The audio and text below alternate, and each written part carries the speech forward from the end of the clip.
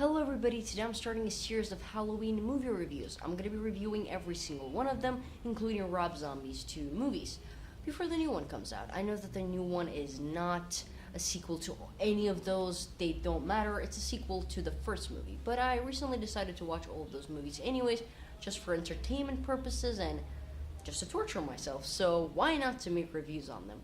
Today's review is about Halloween 1 and 2. Halloween 1 is this movie that everyone has seen and everybody knows what it is about, so I'm just going to share my quick opinion on there, and we're going to hop into the Halloween 2 review. Halloween 1 was directed by John Carpenter, it came out in 1978, was made for a very low budget of $325,000, I think. It was a low budget even for back then.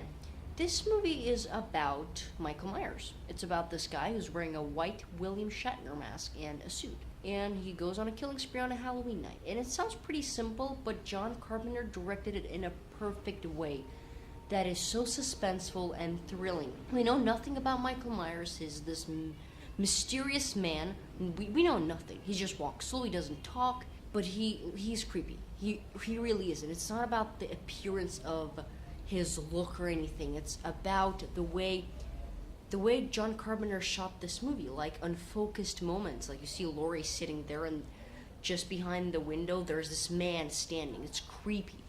The movie is creepy. Michael Myers is creepy, and everything thanks to the John Carpenter direction. This movie is absolutely thrilling, you know. It's a really well-made film, and to this day it holds up perfectly. Like, there are some horror movies, like classic movies, that maybe if you haven't seen them, and if you go back and watch right now, you will see a lot of resemblance with the new movies, and you'll be like, I've seen this in newer movies. But with Halloween, it still feels fresh and original, even now when you watch it. It's so classic, and everything about this movie is pretty much perfect, except the acting here is a little weak. It's the weakest point, especially Laurie, played by Jamie Lee Curtis. Her best friends in the movie are pretty bad actresses. Laurie herself was alright. I mean, that is the main kind of like weak point of the movie. Overall, the movie's absolutely great, suspenseful. Halloween 2 was not directed by John Carpenter. It was directed by Rick Rosenthal. Came out in 1981, and it had a way bigger budget. It had like $2 million and something, which is already, you know, progression. But did it make a movie better?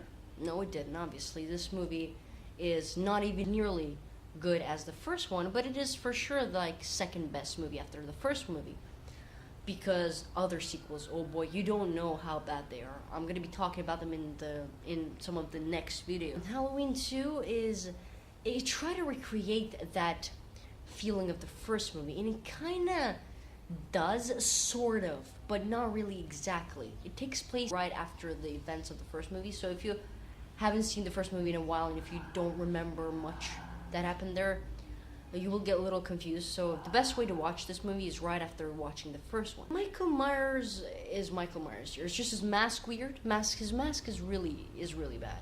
He looks like a giant baby. I guess it was like because of actor's face was wider, or mask got worn out from the first movie, or it was a different mask. I forgot what exactly was the reason, but yeah, that is not the worst mask out of the series, because in the next movies, you will see the masks in the next movie. This movie's mask is, it's bad, but it's not that bad. Anyways, let's forget about the mask. Let's talk about the plot. Laurie goes to the hospital in this movie after the first one. So the hospital is sort of abandoned. It's middle of the night. There are a couple of employees. Employees? Can you call hospital workers employees? Nurses. There are a couple of nurses there, and just overall a couple of people, not much, sort of abandoned. You know, here you sit and watch and wait until Michael Myers goes and kills all these people. You know all of them are gonna die. You know that. It's just obvious. These people are not likable. You don't care about them. You only care about Laurie. Really. You don't care about all of those douches. You just waiting there, sitting and waiting for them to get killed by Myers. One of the main problems with this movie I have is the deaths are so stupid. Like, and not only I'm meaning like it's violent and gory, it's just stupid overall. Like in one of the first kills in the movie, it's this young girl. She gets outside after hearing one of her neighbors scream. She gets outside.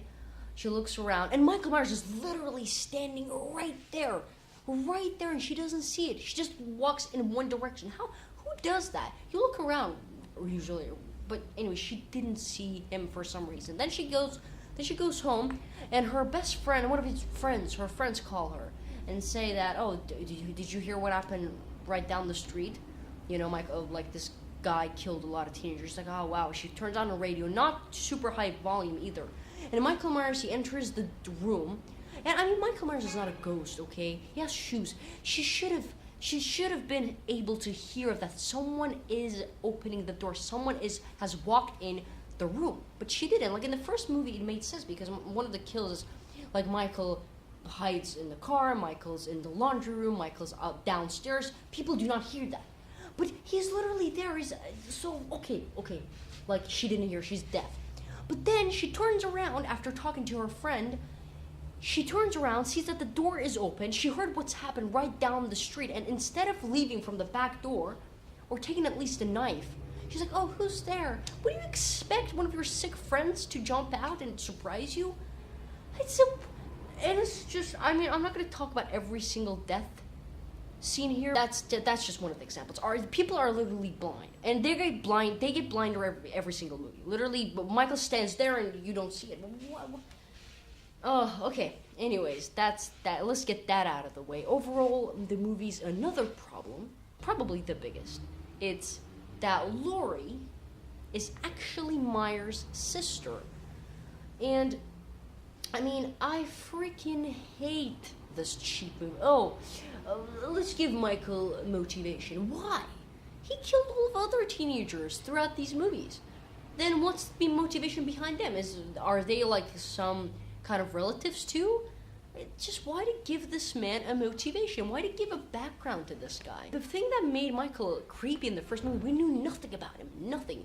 We just knew that this guy just was a creepy dude who wanted to kill you for no reason. For no reason. And that made it creepy. But knowing about him out with Laurie's as a sister, it just deleted all that suspense. It took all that John Carpenter did in the first movie, and they're just like, whatever. She's a sister. She's a sister. That's why he wants to kill her. It was not a good move. It's not a good idea. So I'm really glad that the new movie's gonna ignore this, and they're just gonna make a sequel to the first movie. Anyways, overall, this movie is pretty bad. I mean, at least Dr. Loomis and Jamie Lee Curtis's Laurie is in this movie, and they're like true to the first movie, like true to the original. They haven't changed much. And you still care about those characters. Myers isn't terrible yet. So the plot is kind of weak, but overall, if you want to, you could watch it probably just sitting in your house Halloween night. You watch the first one, you could watch the second one right after that, just for entertainment purposes. If you want to, I don't recommend it. It really isn't worth it whatsoever.